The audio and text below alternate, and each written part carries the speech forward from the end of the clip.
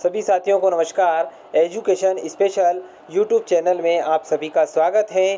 जैसा कि सभी साथियों को पता है कि education special YouTube channel education से रिलेटेड यूट्यूब चैनल है और एजुकेशन से रिलेटेड एक महत्वपूर्ण प्लेटफॉर्म है।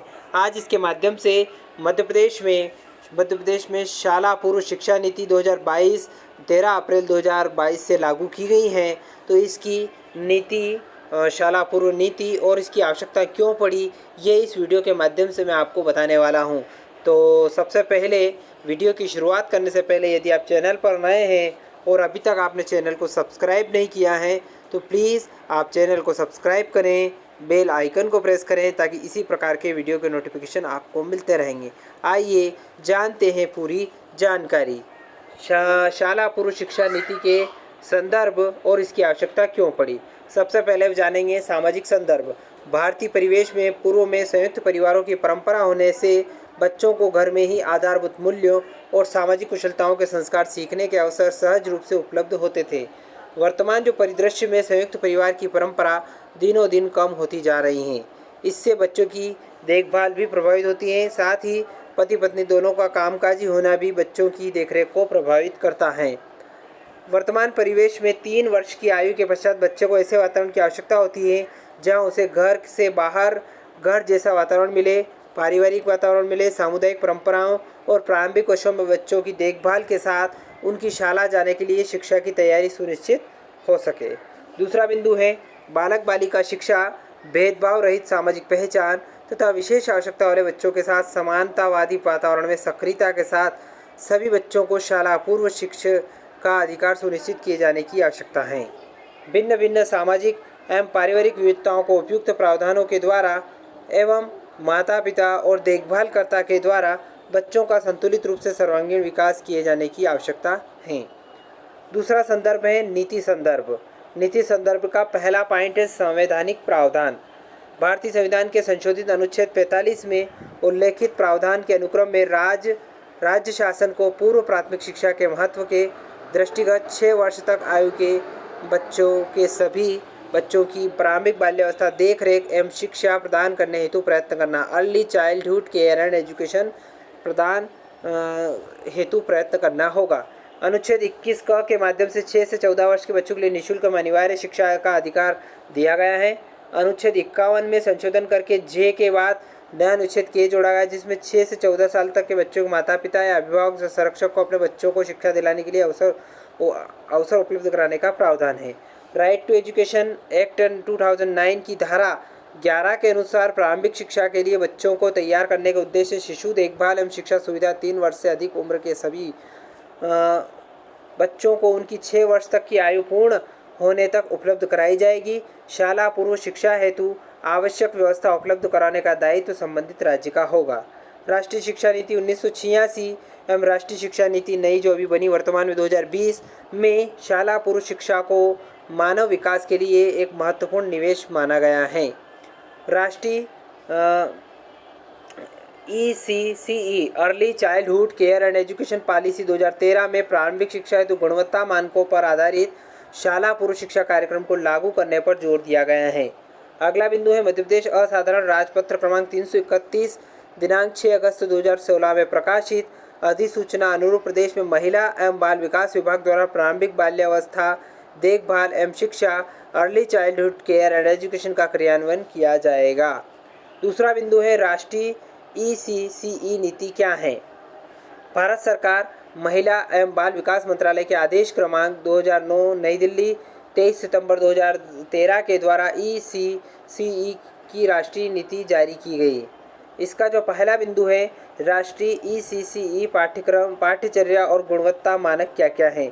भारत सरकार महिला एवं बाल विकास मंत्रालय के आदेश क्रमांक 2009 नई दिल्ली 23 जनवरी 2014 के द्वारा ECCE की राष्ट्रीय पाठ्यचर्या का फ्रेमवर्क बनाया गया तथा गुणवत्ता युक्त ECCE के लिए निम्नानुसार गुणवत्ता मानक एवं 11 नॉन निगोशिएबल संकेतक निर्धारित किए गए। पहला निगोशिएबल है गुणवत्ता मानक, जिसके अंतर्गत शिक्षक शिक्षिका देखभालकर्ता बच्चों के बीच बेहतर समन्वय तथा ऐसा वातावरण जहां बच्चा अपने को सहज महसूस कर रखे।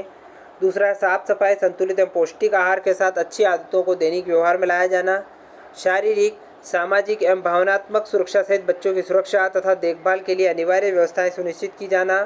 साफ सुथरा हरित क्षेत्र जो बच्चों की सुरक्षा के साथ सहज पहुंच में हो।